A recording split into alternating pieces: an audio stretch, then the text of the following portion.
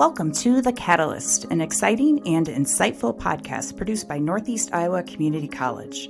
I'm your host, Amy Lasik. Together, we'll explore the people, programs, and partnerships that make Northeast Iowa Community College unique.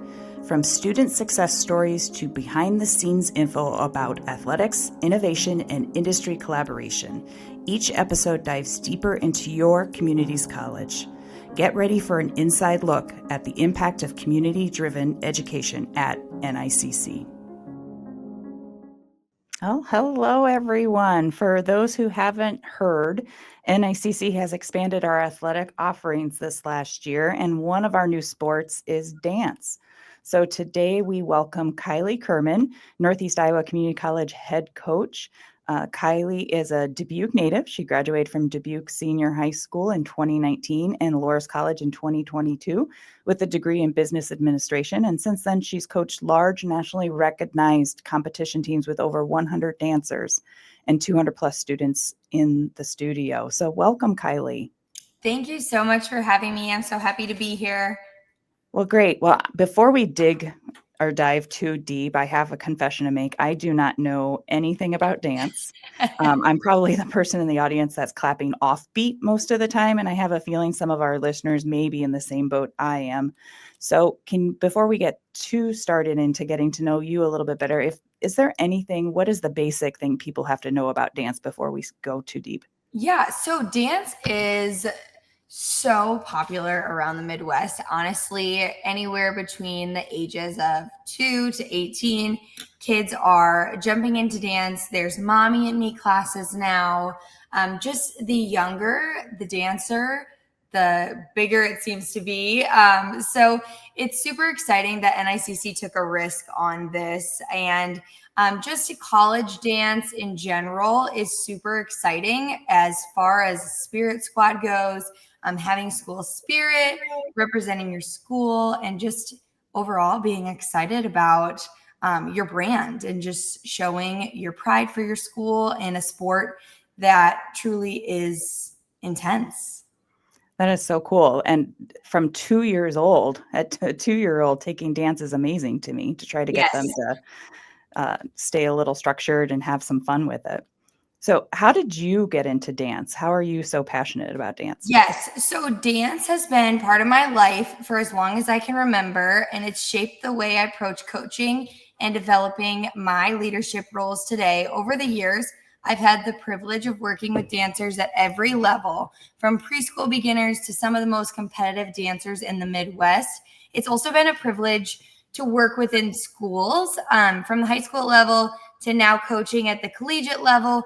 I feel extremely fortunate to be able to coach at all levels and now getting to work with so many young dancers and young adults throughout their dance journey. What I focus on most is mostly developing complete dancers, from refining technique while building confidence, fostering strong team culture. For me, it's not just about learning choreography, cleaning routines. It's motivating dancers to realize their full potential, both on the floor and then just in general in their lives. Mm-hmm. But also on the business side of things, just over 6 years ago, I was a freshman in college, and I had a dream, just like so many other young athletes. Being a young business owner, with the help of my family, of course, taught me true meaning of hard work and just in general about motivating dancers to realize their full potential as well, both with persistence and leadership. Growing our program into what it is today has been and will continue to be one of my greatest accomplishments. That's pretty cool. So did you start dance really young as well? I did. I was about 4 years old when I started. So I just remember, it's hard to remember when you're that little, but I just remember my mom taking me into my first dance class. And, I have 2 younger sisters. So it's been in our life forever. My sister, I still actually teach one of my sisters. So she's in high school, and then my other sister helps coach with me. So it's a whole family affair. And so it's fun just getting to experience that all together. Oh, that's amazing. And I'm sure you have all kinds of wonderful memories from the time you were really little through high school. Yeah, very cool. And so you mentioned this briefly, but you started coaching a senior high school dance program in 2023. Tell me more about that. Yes. So I was fortunate enough to be named the first head coach of the senior high school dance program in 2023. So throughout high school, I did cheer while I did. So I did dance at my studio. And then the high schools in Dubuque didn't offer a dance team. So I did cheer throughout high school, and it was great, but it's definitely not the same. So where I had the opportunity to build this program entirely from the ground up at senior, establishing that foundation, watching the team grow in a competitive, cohesive unit, super rewarding. Especially, I went to senior, I graduated from senior, so it's super cool to be back there and coaching.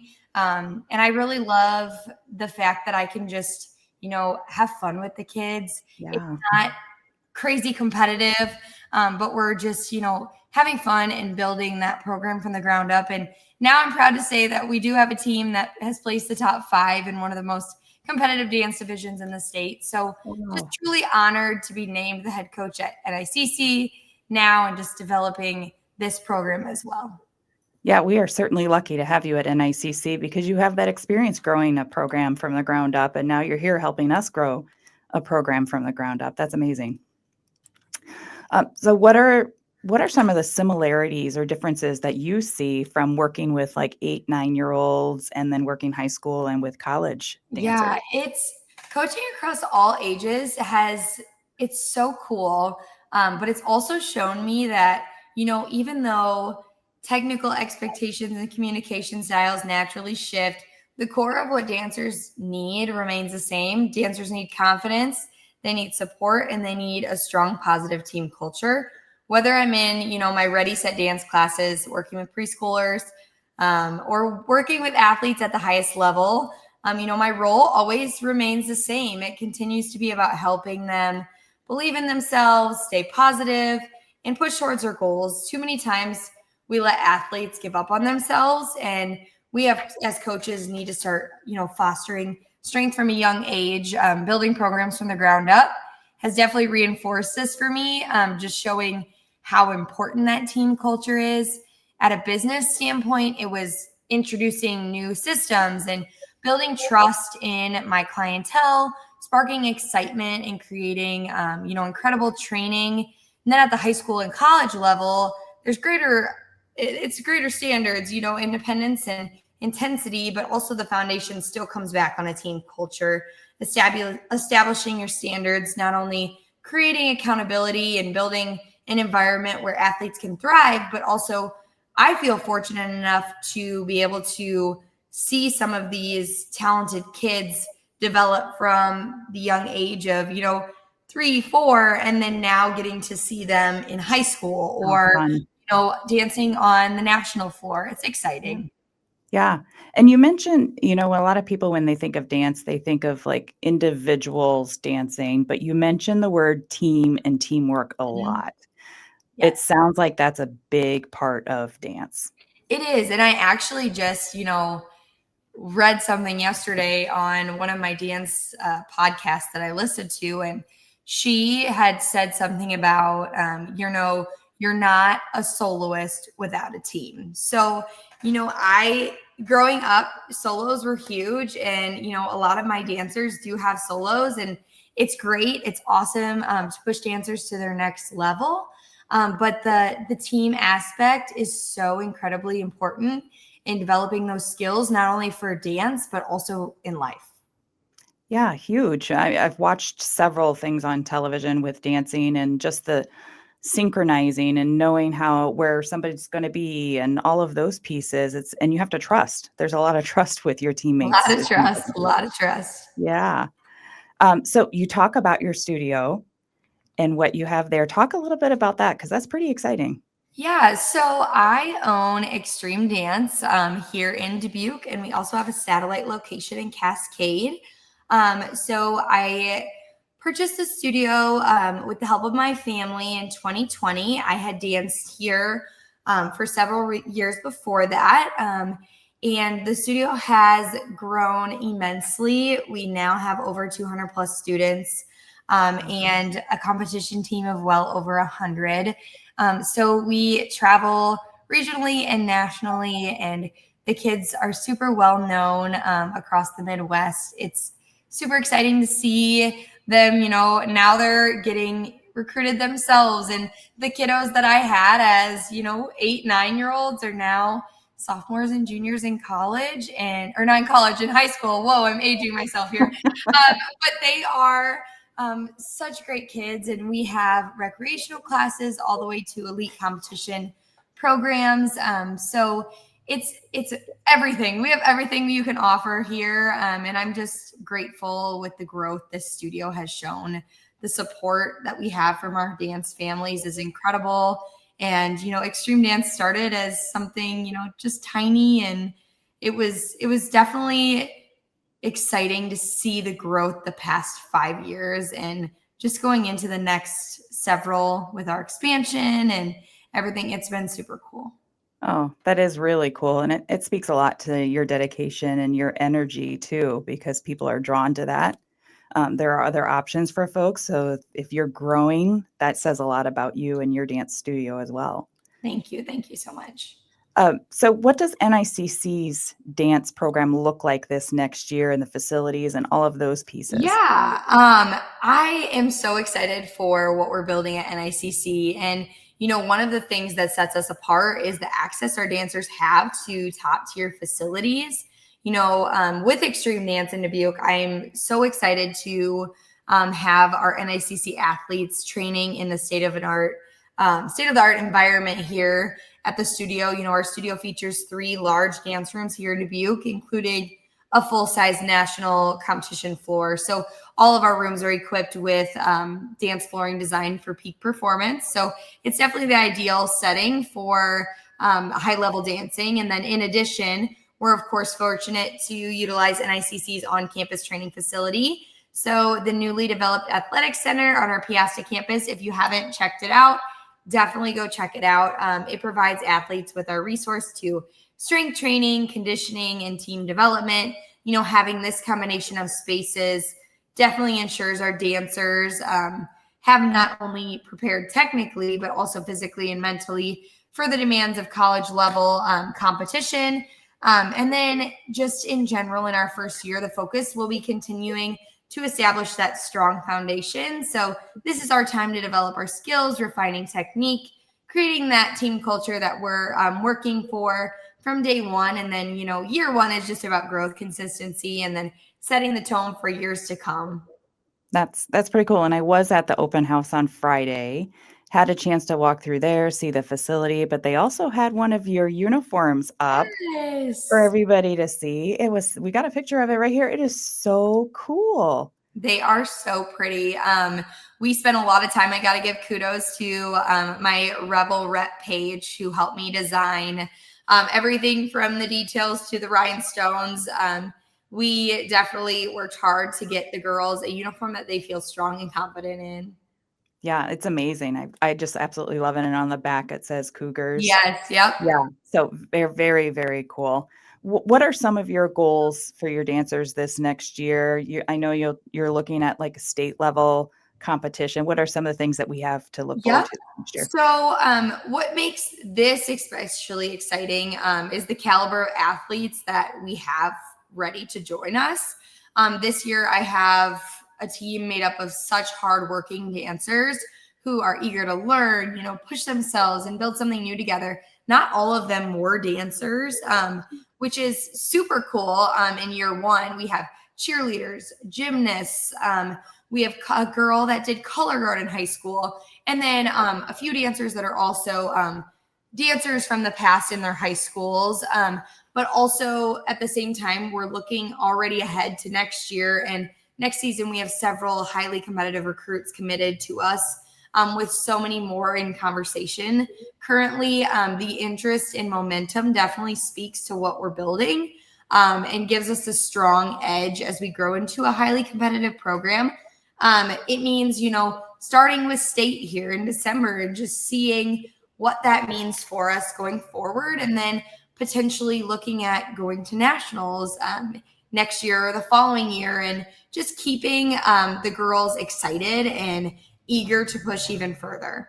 Oh, so many exciting things to look forward to this next year. And you get a front row seat of seeing these dancers grow not only as athletes, but as people. So, Yes. if you have to state anything that stands out to you amongst this group, what would you say that would be? I would say they are just so good at having fun and trying something new. They aren't afraid to make a mistake. We were just actually in practice last night and they were learning sidelines for the first time. We're doing a little performance this Saturday. Nick had asked us to perform at in between his softball games. So we are doing a fun little performance this Saturday. And I came into practice saying, we're going to do a cute little 5-minute performance. And they looked at me like I was crazy. But yet nobody ever said, you're crazy. Like, we're not doing this. And they were all like, okay, like, let's see what we could do. And, we got halfway through it and I said, 5 minutes might not be doable for this week, but let's start with 2:30. And, the relief on their face was honestly, it was so cute, but it Oh, was just, oh, thank God. But we're so grateful that, they're taking a chance on me. And it was within having these conversations with them this year, it was a lot of just give it a try. Give it yeah. a try. You don't know until you try it. And I truly don't want to speak for them, but I think they are having a blast together. We do lifting twice a week, and then we're practicing twice a week. So they have their hands full, especially if they haven't and had used to dance practices before. It's super great to see them just having fun and just letting loose, just enjoy the process. You only get one chance to dance in college, so it's exciting. Oh, that's fantastic. And so the competition part of it, for those of us who haven't seen a dance competition, tell us how that works. Yeah, so competitive dance it's a crazy, confusing world to get to know. But I like to say I claim to be an expert because I have judged competitions. I have coached in every aspect of dance, between competitive dance to all-star dance to high school dance, and now stepping foot in college dance as well. But competitive dance brings together athletes and teams to perform choreographed routines in front of a panel of judges. Usually, these panels will evaluate them based on the combination of technique, difficulty, execution, creativity, and then overall performance quality. So preparing for a competition is a long process, one that every coach knows starts with an end goal, a lot of grit, a lot of determination, and then athletes spending months training, learning choreography, refining those skills to best ensure success on the competition floor. At competitions, routines are scored and structured with criteria designed to maintain, fairness and accuracy. Judges are focusing on things like technical proficiency, synchronization, artistry. And then these dances are ranked and awards are given at the local, regional, and national levels. And the dance industry started smaller. And, even when I was dancing, which I say that, and it wasn't even that long ago, but it's changed so much already since then. And, now competitions there's such a wide variety of competition structures. You have studio dance, which is traditional competition circuit where studios attend, regional and national events, to now you have the convention circuit where dancers are not only competing, but they're also taking classes from industry professionals, blending performance with training and networking opportunities. And then there's now the all-star industry, which operates more like all-star cheer. Dancers are training with independent programs, which we are fortunate to have one at my studio named Iowa Elite. So our dancers in Dubuque and the Witt, Davenport, other areas like that are coming to us for that. But there's several programs out there with that. And then, of course, you have the high school and collegiate competition world, teams representing their schools at national and state championships. And, each of them have their own unique demands and opportunities, but they all share the same goal to provide pathways for growth at every level. So it's important to continue showing dancers, you can be part of multiple. And it's important that these dancers have them staying grounded in their studios, because that's what creates long-term growth and versatility. And this balance between competitive performance and outside training has been a big topic in the dance industry right now, and especially within these Division I, Division II programs. They're saying to these kids, don't leave your studios, because Really? you need that technical training. Very interesting. And then, so when do the competitions start for you all? Yeah, so we are actually preparing for our first couple events here. We're actually learning our choreography right now for state. And then we will do, like I said, a couple little drop-in performances just to get the girls familiar with performing in front of a crowd. And then also we will be hopefully doing some local shows with our state performance around November timeframe. The ISDTA state competition is December 4th through the 6th in Des Moines. So that will be our big competition event that we will attend. That's very cool. And then how many dances at a time does your team have to memorize? So right now we have our performance routine and our state team. This year we are just doing POM at state to get a good start up there. And then next year we will add a second and possible third routine for state.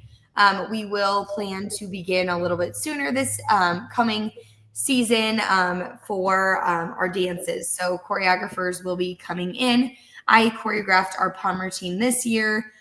So next year it'll be a little bit more, but this year we're just going to bring one routine to state, but they also have their performance routine as well.